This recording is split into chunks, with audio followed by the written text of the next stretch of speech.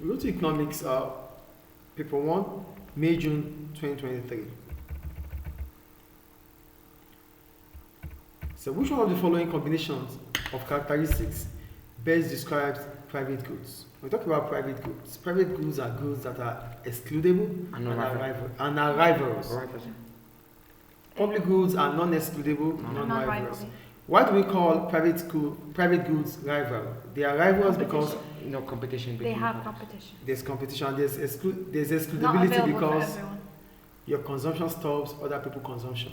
That is excludability. Mr. I thought rivalry is if you consume, there no one can other consume. You do rivals means there's rivalrous because your consumption will make it less for other people. Yes. Then excludable means your consumption means others cannot consume. Okay. So, Mr. It's not like excludable. Also, like it's also available, right? It's available. It's available for those who can afford it. Yeah. Okay. Is it clear? Yes. So private goods are excludable and rivals, which is A. Question 1 is A.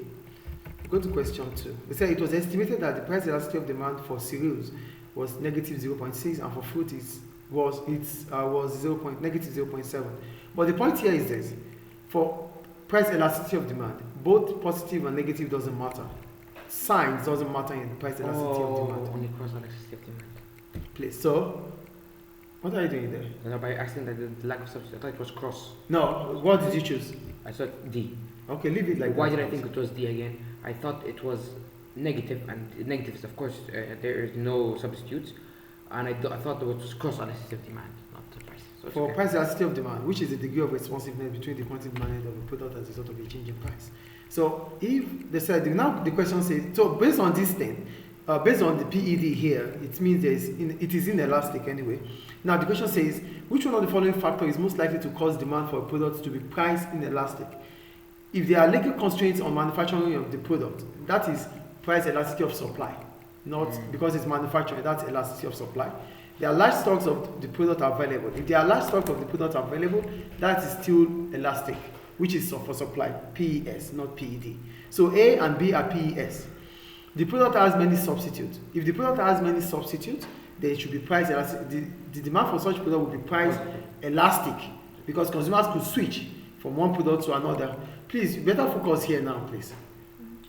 So, if the product has many substitutes, the PED will be elastic because as soon as the price increases, consumers will be able to switch to other products. But if the product lacks substitute, that means there's no substitute in the market, then a higher price would mean that consumers won't be able to have any other choice than to buy. So the demand for a product will be priced inelastic if the product lacks substitutes. Is it clear? So the answer is B. Is D, sorry. Question 3. Question 3. It said the table shows the average percentage change in the price of tickets for National Basketball Association NBA games and the percentage change in quantity tickets or tickets sold. The data compare the percentage changes between 2021 to 2022. The average percentage change in the price of tickets for NBA was 10.2 positive. Then the percentage change in the quantity of tickets sold at NBA games was negative 0.18. Now the question says, which one of the following can be deduced from the table? So negative 0.18, which is the quantity demanded divided by the quantity, the price, is negative 0.1, negative 18 divided by 10.2, which gives us 1.7. Are you guys with me, please? Yes. There's a change here. Negative 18 divided by 10.2, it gives us 1.7.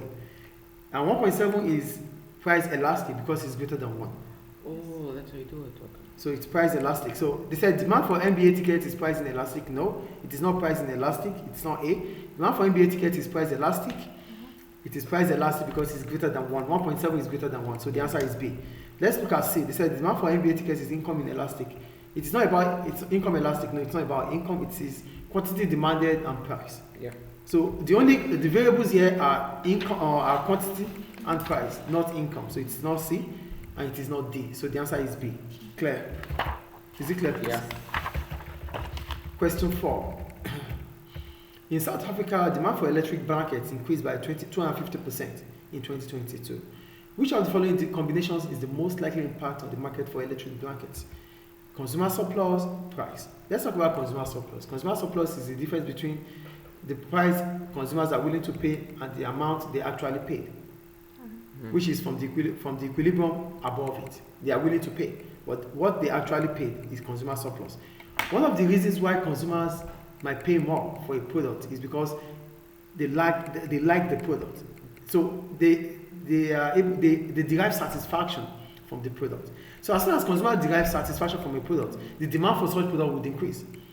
And if the demand for such product increases, both the consumer surplus and the producer surplus for such product would increase. Do you get the point here? So if the demand for a product is increasing, it would have meant that consumers are willing to pay whatever price it is.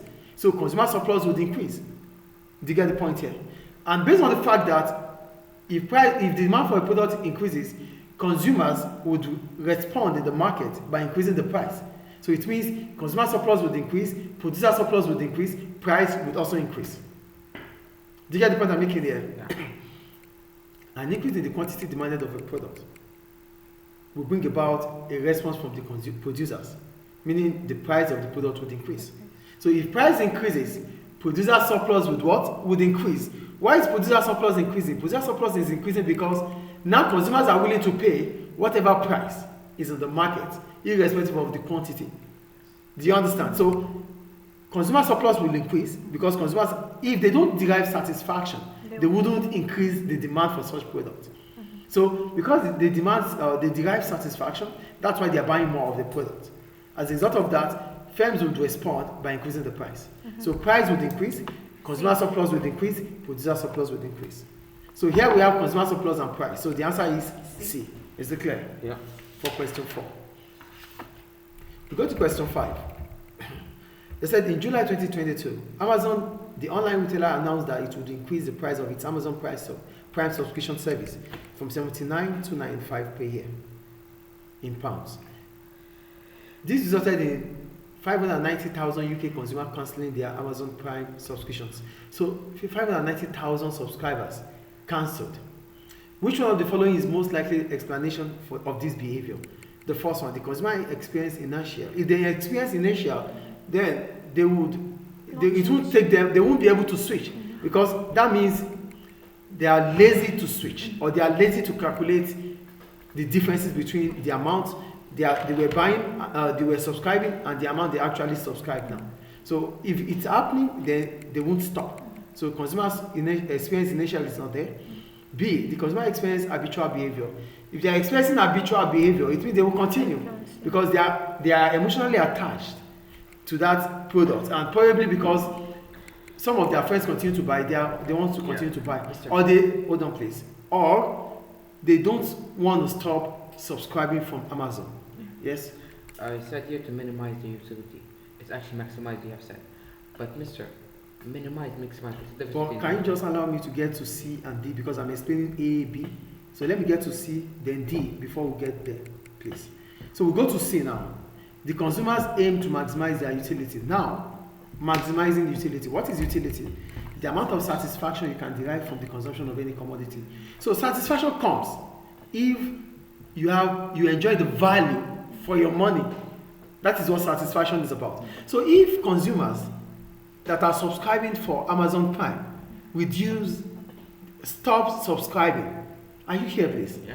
If they stop subscribing, it would have meant that they are not enjoying the Prime Amazon Prime subscription. So if they are enjoying it, they wouldn't have stopped subscribing, irrespective of what the price is. Like what happens with Netflix. 3 months ago, Netflix increased its subscription fee, but it does not reduce the numbers of subscribers. Rather, it increases. I did not stop my subscription because of the price. Why? Because I'm enjoying the value for the money. Do you get the point here? So if consumers are enjoying the value for their money, that means they maximize utility. But if they are not, they will stop. So here they said these consumers aim to maximize their utility, which means they are not deriving satisfaction with Amazon. If they were, they wouldn't have stopped subscribing. Did you get it? So the answer is C. Now, to your point, you said you choose the consumers aim to minimize their utility. consumers will never aim to minimize utility. The only time consumers will aim, no, when we talk about utility, it's about satisfaction. Yeah. So consumers are expected to be rational in terms of decision making. So if I have made this decision, I would have made that decision because I felt this decision would satisfy my consumption. So there's never going to be consumer minimizing utility. How do I go to the market to want to buy something and minimize it? Utility, yes? Right, what's the difference between maximize and minimize? I thought minimize was like they don't want to do a lot. Like I think I'm going to change it in that. Yeah, because that is why you are supposed to understand what utility is before you choose your answer. That's why when I started, I talked about utility. Oh, I see. So it's about you understanding what the concept is. I didn't talk about maximizing and minimizing. I started with utility, which is the amount of satisfaction you have to derive from the consumption of a commodity. So every now and then, consumers will want to maximize their satisfaction. And that makes them rational. So, yes? Yeah. Is it clear now, please? Consumer would never want to minimize utility. How would I pay for something and I don't want to enjoy the value for it? Every now and then, consumers will want to enjoy the value for their money. Enjoying the value for their money is what we call maximizing utility. Oh, okay. Is it clear? Is it clear now, please? That is question 5. We go to question 6.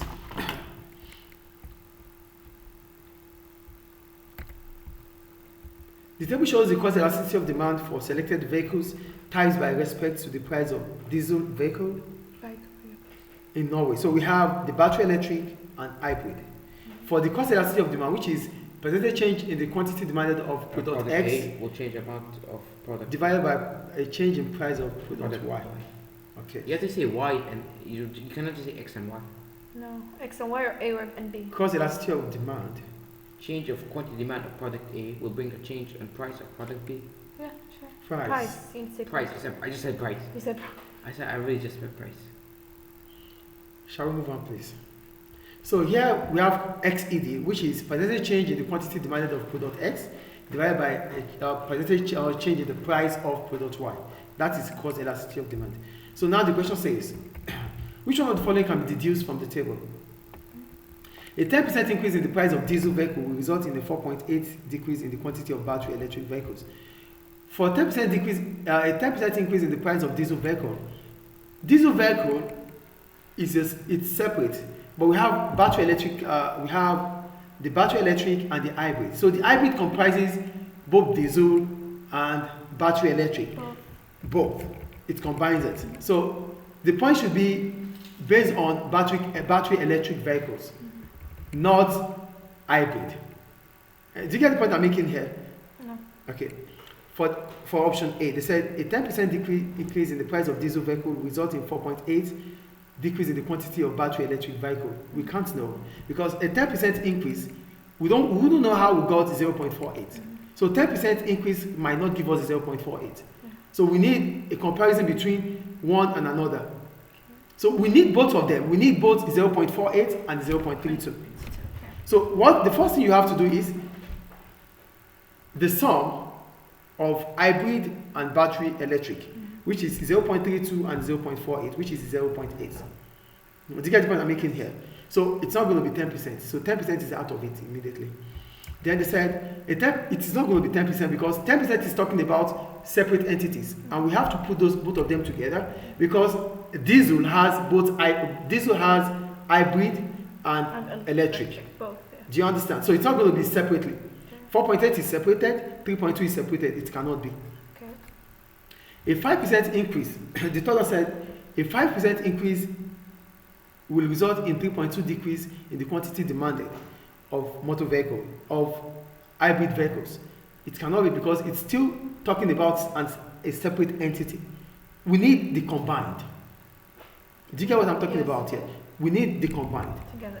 Not 0.32, not 0.48, not 4.8. We need both, which is 0.8. So we go to the last one. The last one says a 5% increase in the price of diesel vehicle will result in a 2.4 increase in the quantity of battery electric vehicles. Here we have 2.4, which is not part of what we're talking about. So we check. A 5% increase would give us 0. That's 1.05. The answer is B. No, the answer should be D. Okay. So let's check. 0.32 plus 0.48 gives us 0.8. Are you with me? Yes. 5% increase will be 105 divided by 100, which is 1.05. Okay.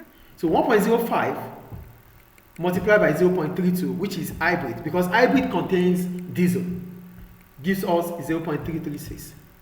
Then the battery electric, which is part of the hybrid, you multiply it 0.336 by 2.4, which gives us 0.8. How do you do this calculation? It is this. We have hybrid and battery electric. Both Why? battery, okay, both battery electric and hybrid will give us 0.8. And based on the case study, they said a 5% increase in the price of diesel vehicle will result into 2.4, which was said, right? So here the combination is 0.8. 5% increase will be 105 divided by 100, which is 1.05. So 1.05 multiplied by 0.2, which is hybrid. Hybrid contains diesel and battery electric. So that's the first thing you have to work on. So 1.05 multiplied by 0.32 gives us 0.336. Okay. So 0.336, which they said will result into 2.4 increase in the quantity of battery of electric vehicle, which is product Y. 0.5? 0.8. 0.8, okay. Yeah, 0.32 points plus 0.48 is 0.8. And then what do you do with it? That is where we are driving at. Yeah. Because they said this is where we have to drive at. But an increase of 5% gives us 1.05. With the hybrid gives us 0.336. The 0.336, which is part of the diesel, you multiply it with diesel, which is 24, 2.4 increase here. Is written there is 2.4. 2.4 increase also. Yeah. Must give us 0.8. You should show him. But, okay. Did you get it or not? Yeah. Listen, this is how it works. You cannot take both diesel and hybrid, both diesel. You calculate for each one to find it. Yes, but why you don't have to calculate for A, B, C is because A is only talking about an item, B is talking about an item, C is talking about an item. But cost elasticity of demand is about a product with the price. Product X and price Y. Do you get the point I'm making here? So we need to understand that here it's cost elasticity of demand and it has to be for all the products, not just one of the products. So, Mr., what's the difference between B and A? B and D? B and D. Yeah. B is talking about a certain product, Okay. which is 0.32. Cost elasticity talks about the whole products. Okay. Okay. Do you get the point You're here? a smart man, mister. Stop that already. Cost elasticity talk about the whole product, not a certain product. Yeah. So the first option is talking about a product. The second option is talking about a product. The third option is talking about a product. The fourth option is talking about an increase in the quantity because a change in price of product X And Y. and the quantity of product Y. Okay. Did you get it? So the answer is D. Okay. But I showed the working so that you can understand. That's the working, so it's 0.8. Mister, each of them say the same thing. Increasing Yes. the price of diesel, increase of the price of diesel, increasing the price of diesel will result in. Only thing it says, Mister, Mr. This comes out increase in the quantity of battery electric vehicles demanded, increase Because in of the price. Words. All Here, of them say price. yeah, but here is about just a certain product.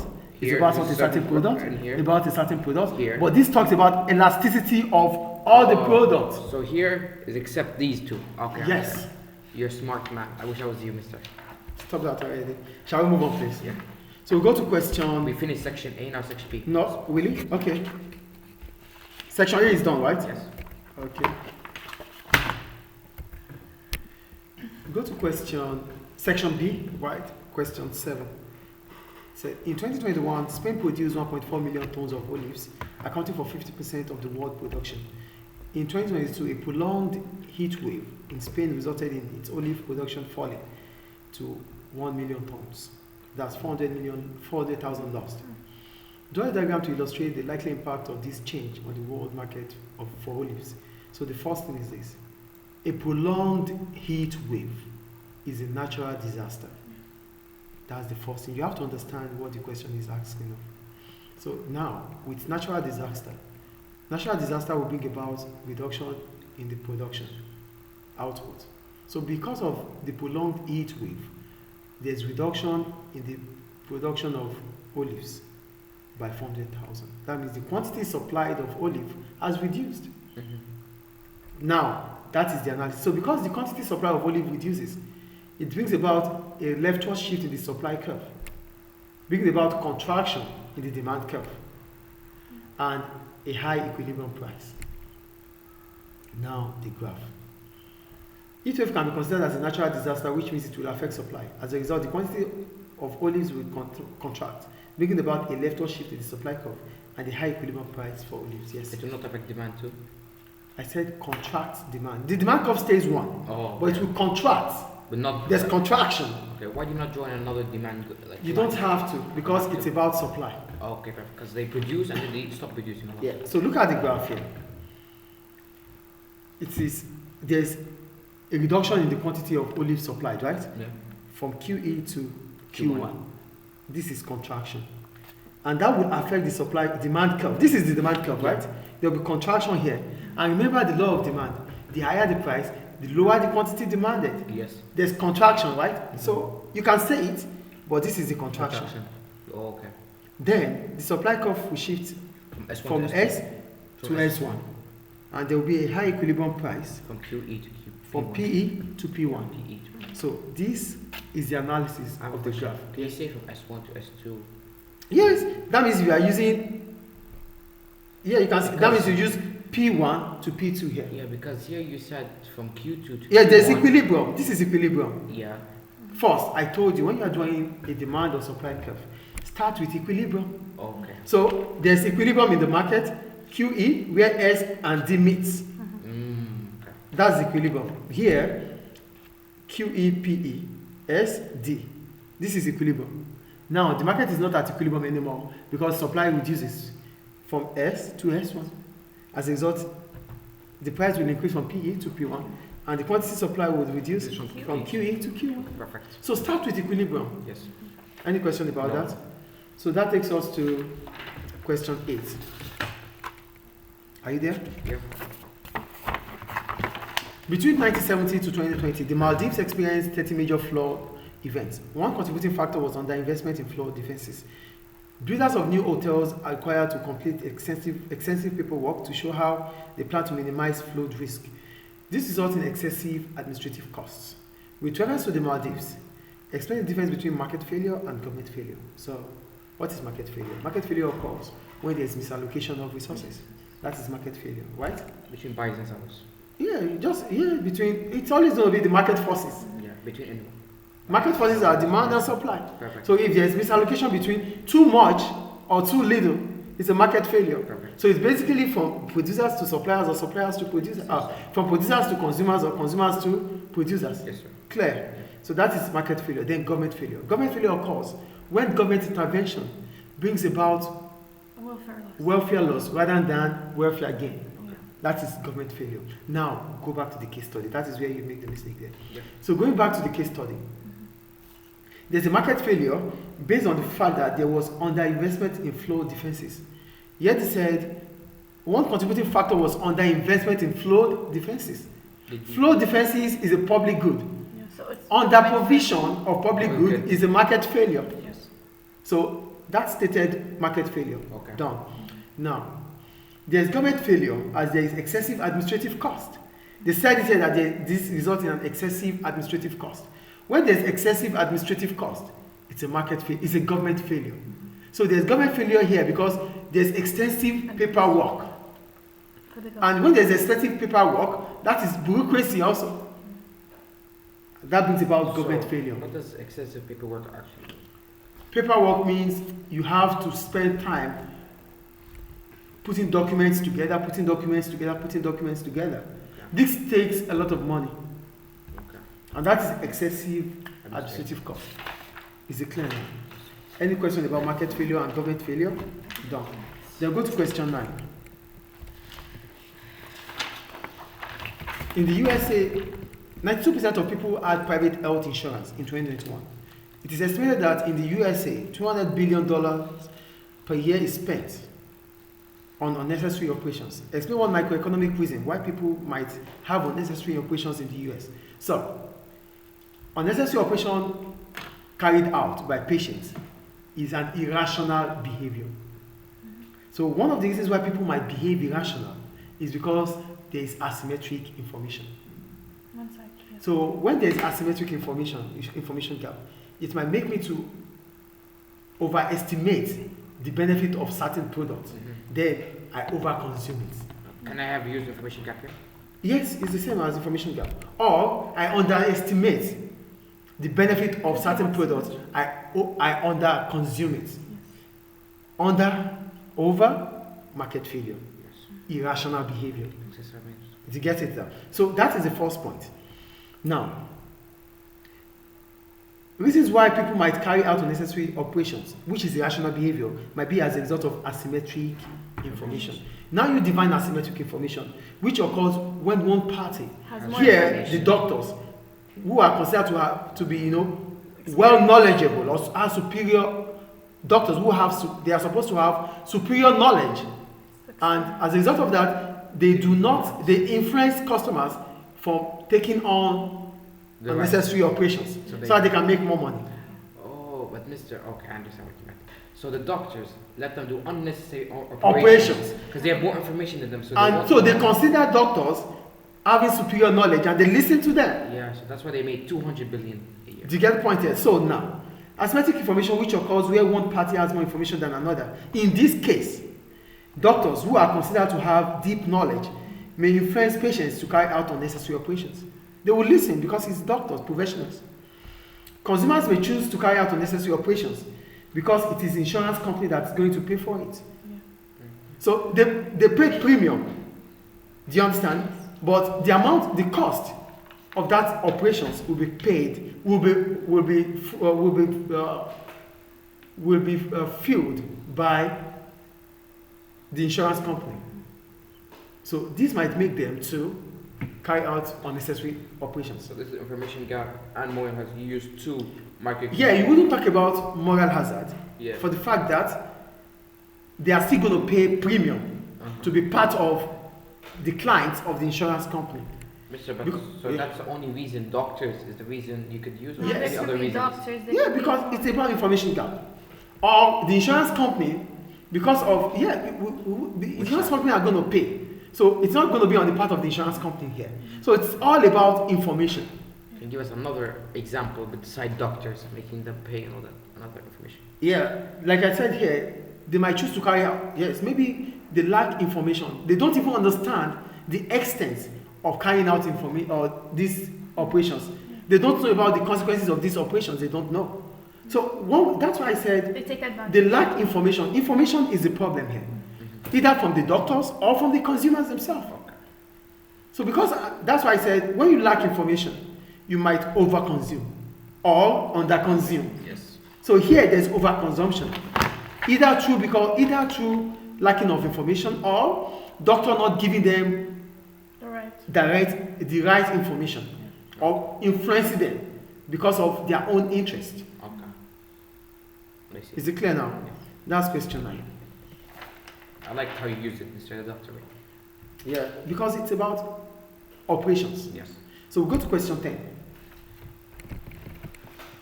For question 10, they said, the table shows average household income per month in Singapore and the total quantity of cinema tickets purchased by its citizens in 2020 and 2021.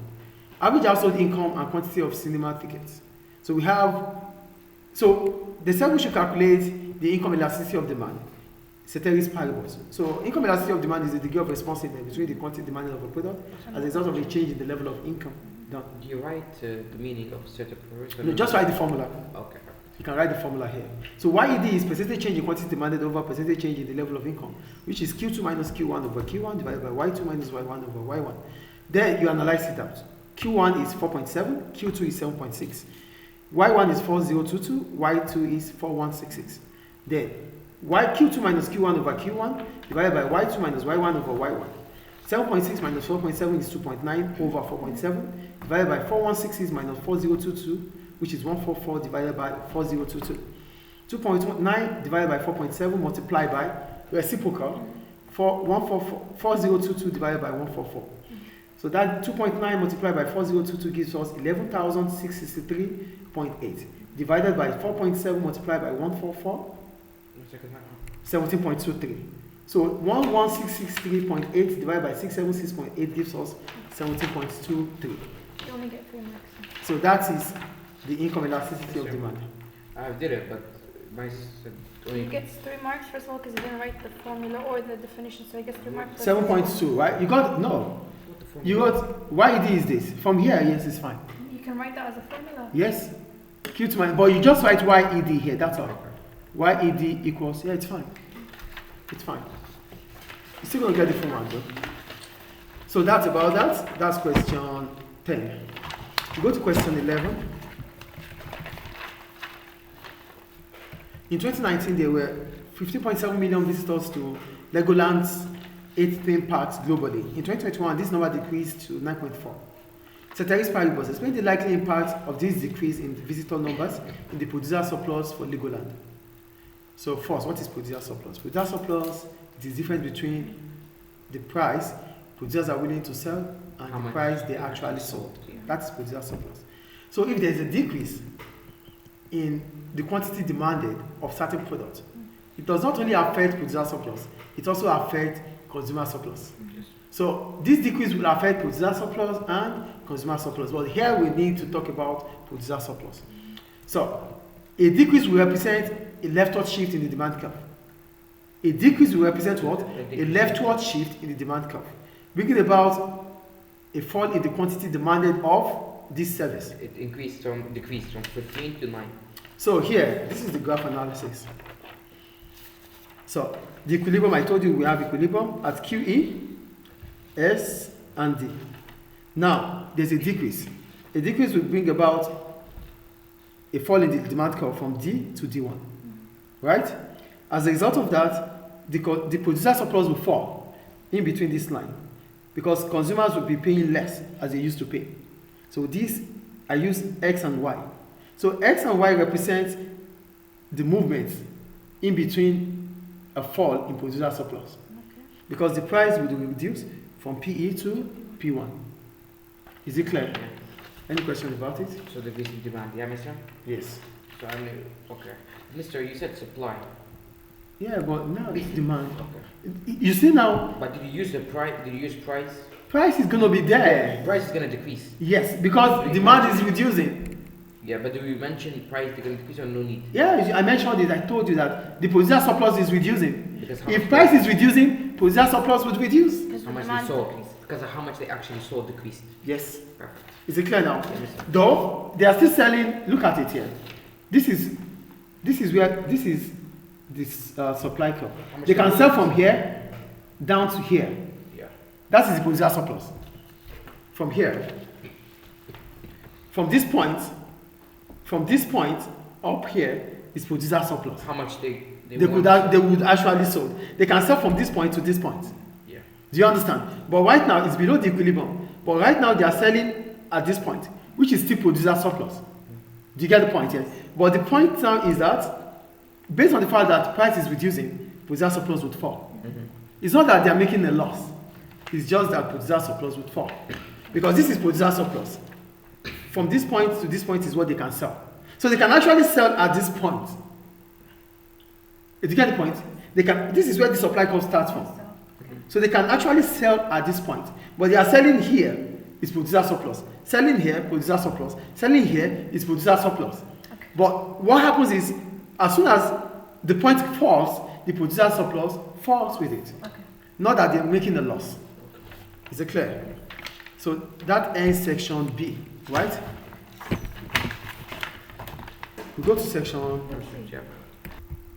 continue with May, June 2023, question 12. Divine the term supply, extract A, line 8. In extract A, line 8, we have the global supply of energy produced from renewable resources is expected to increase by 8% in 2022. But first, you have to define supply. Supply is the quantity of goods producers are willing to produce at a given price of time. So as soon as that is written there, you can say Which quantity of quantity supplied? Supply is the quantity of goods producers are willing to produce, or supply is the same at a given price and time. So here, according to the extract, the global supply of energy produced will increase by 8% in 2020. So that's an example. I think it's clear. So that takes us to B. With reference to extract A, explain one advantage of Apple using energy produced from renewable resources. First, you define renewable resources. Now, I wrote renewable resources are resources that their supply are unlimited. It can be used more than once. Yeah. And don't run out. So whatever you write, you can use them again and again. Okay. So the benefit of using renewable resources to Apple, maybe one renewable. I wrote one anyway. Renewable resources are more cleaner. As in 2020, 100% of the energy used directly by Apple was from renewable resources. This reduces negative externality, and that can also give Apple, a better reputation. I think it's clear. But here it reduces negative externality, which is good. Clear? So And I also said the Apple provides a long-lasting products to consumers because renewable energy they don't run out, or no? Yeah, Okay. it's fine.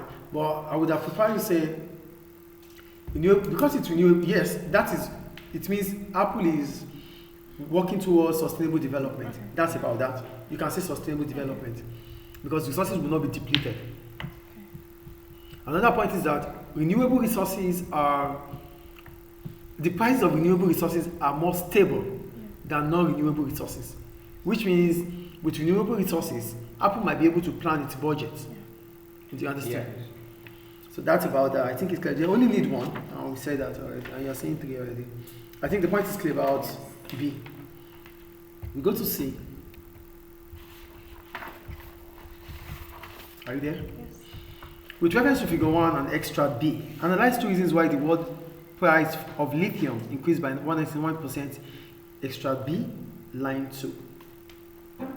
So, if you look at the extra, they said between October 2021 and October 2022, the world price of lithium increased by 191%. Lithium production increased by 20%, but demand increases by significantly more. So that's the first point. Demand exceeds supply. Do you get the point? So my first point here is that according to the case study, the demand increased significantly more than supply. That's the point there. Just rephrasing what the analysis was. Now, with the price of gas, then when we go for that, with rising oil prices, many consumers switch from petrol and diesel cars to electric cars. So here I wrote, with the price of gas and oil increasing, consumers are switching from traditional fuel cars to electric powered cars, which requires lithium battery. So that's why the demand for lithium is increasing. Do you get the point there, please?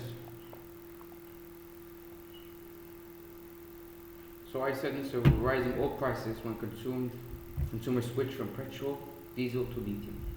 Yeah. Okay, that's one point. Yeah, because consumers are increasing the quantity demanded, because they see lithium as being what's it called? They see lithium as being cheaper compared to diesel and fuel.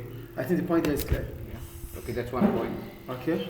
Yeah, I said 2. We said 2 already, right? That's the 2 points. Yeah, 2 points. The first one is that demand is increasing. Demand increases more than supply. So if demand is increasing more than supply, it literally means the demand for lithium is increasing more than supply of lithium. Do you get the point there? So the other one is, so now we have to analyze this with a graph. And increasing demand, so it means the demand for lithium is increasing. Basically, it means the demand curve for lithium would increase, will shift, because lithium is considered as a substitute to oil and diesel. Do you get it? Oil and gas, whatever it is. So the demand for lithium would increase, shifting the demand curve rightward from D to D1. Okay. Do you understand? As a result of that, the price would increase. Yeah. I see. Do you get it? So that's about that. I have it in the graph. So the graph analysis is this. So because the demand for lithium is increasing more than supply, it also simply means the supply would fall, and demand would increase. The demand is increasing.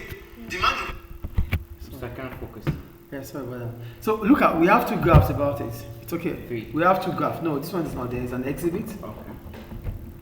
It's an exhibit. So You know, you asked me the other time that can demand increase at the same time supply? Yeah. Both of them can increase.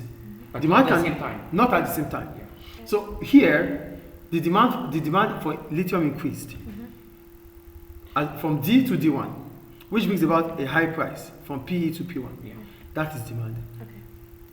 This increases price. Another reason why price could also increase is when supply falls from S to S1. Price will also increase from PE to P1. Yes, sir. Yes. I think demand and supply can be used together. For example, if the demand for water increase, companies will supply more to gain revenue. So they could be used together. If demand increases, Yes. demand for what? Demand for water. If demand for water increases, the supply would increase, right? Yeah. So if the demand for water increases, the supply of water will increase, the price will rise. Yeah. That is the only time you can have demand and supply increasing. Okay. Only reason. Oh, okay. Perfect. Did you get it? Because here it is a response from producers. Yeah. They responded based on the fact that the price, the It's demand gonna- has increased. They are able to increase the price. But they're gonna increase the price. Yeah. So the demand curve and the supply curve might increase, but it only meant that price is also increasing. They focus on customers. Now they focus on profit. Is it clear? Yeah. Okay, that's about question C. Then we'll go to question D, right? Yes. He said, with reference to the last paragraph of extra C, examine two likely effects on smartphone manufacturers of the growth in the market for refurbished smartphones. We'll go to extra C. They talked about the smartphone here. So according to the case study, stop that already, please. According to the case study, are you there, please? According to the case study, new smartphone producers lose revenue as consumers switch to buying refurbished smartphones. Consumers start buying refurbished smartphones. The market for refurbished smartphones is expected to worth 65 billion by 2024. That means it's expanded. So this means it is producers will not be the market will not be expanded if it is not profitable. No. Did you get the point here? If it is not profitable, it won't expand. So manufacturers of smartphones are making significant profit as consumers prefer to buy them as it allows them the opportunity to save money. So consumers, they are able to save money now because what they are spending, they are not spending on new smartphones, but refurbished smartphones. But mostly in which country?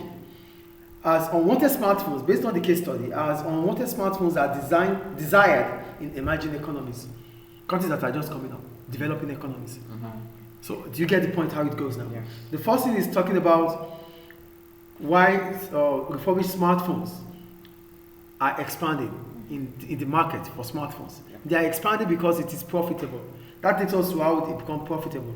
And they have that profitability based on the fact that consumers in developing economies prefer to buy refurbished smartphones. Oh, okay, because they can't afford expensive ones, so you just Yes. buy anyone We call it developing economies. second-handed. Yeah, developing economies are economies that are expected to have low income. Mister, give me an example of a developed economy. Developing economies. Yeah. Maybe Somalia, Sudan, Nigeria, Libya, and the West. They are all developing economies. Is it I clear? think like Nigeria is like more developing, right? Nigeria is more developed there compared to Libya. Yes. Yes. We go to question E. Question E, right? No, I have question E there too, please. No, Mister. Yeah, question E is here. Yeah. So we go to question E. They said. I have a question. Yes, so please. this is only question D. D. Only this. Yes, please, and this. To get from Yes. It's about the case study. Okay. It's about the case study. Not the more right information. The information is there. You just have to put the information together. Quality over quantity. So we go to question. They said, with reference to the last paragraph of extract C, the last paragraph of extract C, examine two likely effects on smartphone manufacturers of the growth in the market. Okay, we did that. That's D. We did. Yeah, we did D. So we're going to E. Yeah. So no, why I talked about D again, because he said how many points? They said the last paragraph. So everything we have to talk about is through the last paragraph. Okay. Is it clear now? So we'll go to question E now. For question E, they said with reference to extra C, discuss the microeconomic effects of the increase in the smartphone manufacturing between 2011 and 2021. Refer to external cost in your answer. So the first thing we do is define external cost.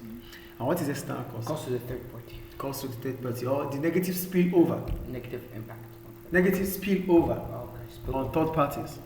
So according to the case study, the manufacturing of smartphones had increased, and this causes externalities. So now we check the analysis that brought about the externality. The first one, between 2011 and 2021, the production of smartphones increased from 472 million to 1.433 billion. Okay. Do you get the point there? So that alone, the increase means a lot of phones are being produced. So by 2022, 4.5 billion people are estimated to own a smartphone as a result of the increase. Do you get it now? Okay. So the production of smartphone will emit 146 million tons of carbon based on the case study. Do you get it? Yeah. So the emission will result from the secondary sector and the tertiary sector. Where in the secondary sector, where in the tertiary sector? The secondary sector converts raw materials into finished goods, right? So the emission of the production of smartphones is in the secondary sector, which emits carbon. And the tertiary sector, where is the tertiary sector? Where do we talk about tertiary sector in this situation? Where? Where we talk about tertiary sector in this situation. In this situation, yeah. Which will be manufacturers. No, we talked about manufacturing, which is the production, which is the secondary sector. No, manufacturers, service, not providing the service. Yes, so where can we see tertiary sector here? They could sell the rebrand smartphone at 80%. Tertiary, yeah. Unwanted smartphones. No. It's when it's sold.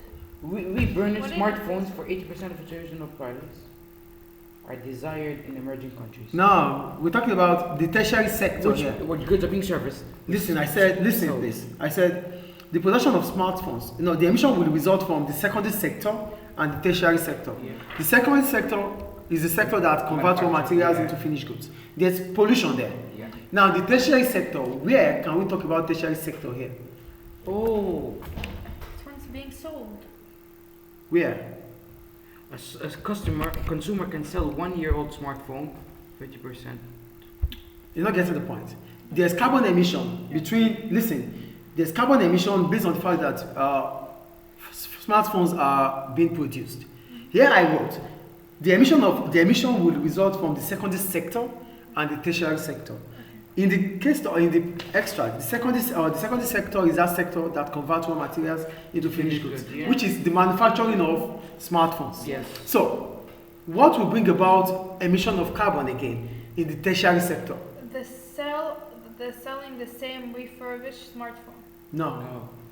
Wait. Give me 1 second. Yeah. Do you have another case study there? No, don't worry, it's okay. It's there. It's transportation. It's transportation, which is the service sector. Hello? Transportation. It's Yeah. transportation, please. Where does this transportation? How do consumers get the phone? Miss, I originally said unwanted smartphones in developed countries are desired in emerging countries.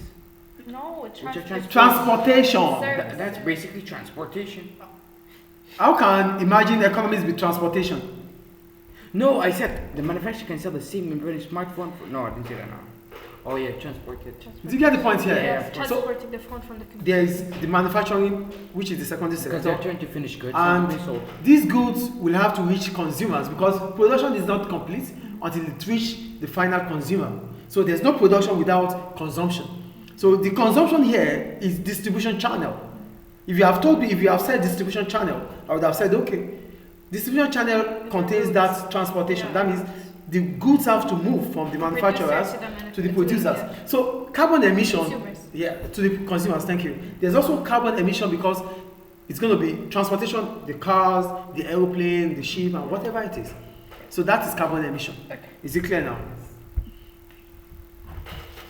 So the next one, there is environmental cost. Through the mining of metals, which means social cost of production exceeds the private cost of production. Do you get the point or not, please? There's environmental cost through the mining of metals. It's based on the case study. There's an environmental cost through the mining of metals. So if there's environmental cost, it simply means the social cost of production exceeds the private cost of production. And that will be the graph analysis, where we have our marginal social cost greater than the marginal private cost. Yes. Do you get it? So that's another externality. So now the graph analysis.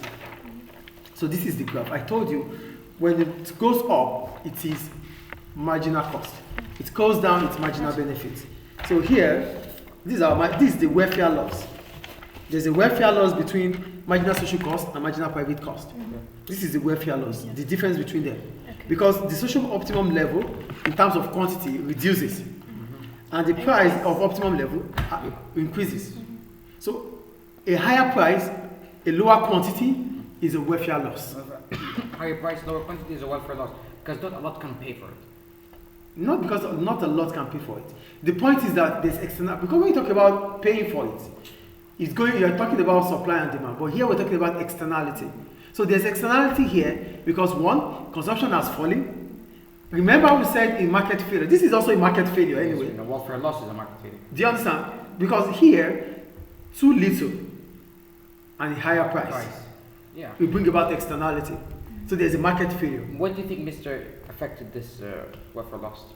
Yeah, because producers think more about themselves than consumers. Information gap. It could be information gap. It could be. There are a lot of reasons which this could be. Yeah. These are undesired Consequence? No, that is government failure. oh, yeah, Unintended consequence. That's government failure. No. Is it clear now, please? Any question about it? Yes. Yeah, please ask. I just wanted to ask that